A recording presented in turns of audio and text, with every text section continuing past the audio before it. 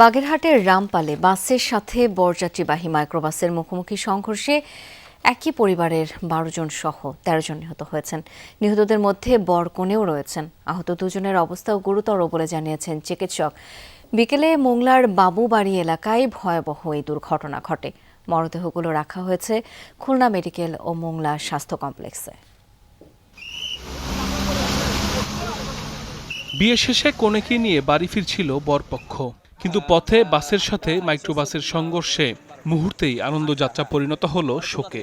না ফেরার দেশে পাড়ি জমালেন একই পরিবারের ১২ জন সদস্য সহ ১৩ জন। পুলিশ জানায়, খুলনার কয়রায় মিতু ও সাব্বির হোসেনের পারিবারিকভাবে বিয়ে সম্পন্ন হয়। পরে কনেকে নিয়ে মোংলায় বাড়ির উদ্দেশ্যে রওনা হয় বরপক্ষের লোকজন।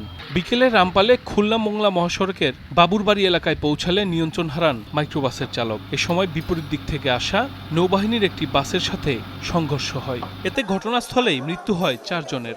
মোংলা থেকে একটি নৌবাহিনীর একটি বাস খুলনাগামী যেতেছিলেন, আর বিপরীত দিক থেকে একটা বিয়ের গাড়ি বরযাত্রী সহ সেই মুখোমুখি সংঘর্ষণ হয়। সংঘর্ষণ হওয়ার পরে তাৎক্ষণিকভাবে স্পটে ৪ জন মারা যায়।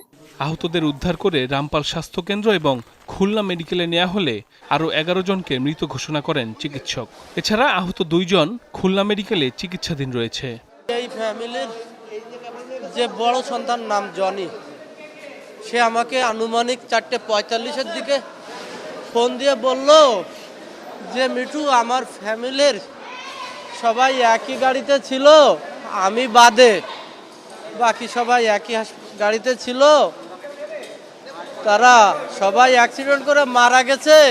৯ জন এসেছিলেন, তার মধ্যে ৯ জনই মানে ৮ জনকে আমরা মৃত অবস্থায় পেয়েছি, আর একজন হচ্ছে খুবই সংকটাপন্ন অবস্থায় ভর্তি হয়েছিল, এখন চিকিৎসাধীন অবস্থায় মারা গেছে। দুর্ঘটনার খবর পৌঁছালে বর ও কনে পক্ষের এলাকায় নেমে আসে শোকের ছায়া। সাইফ আহমেদ, যমুনা নিউজ।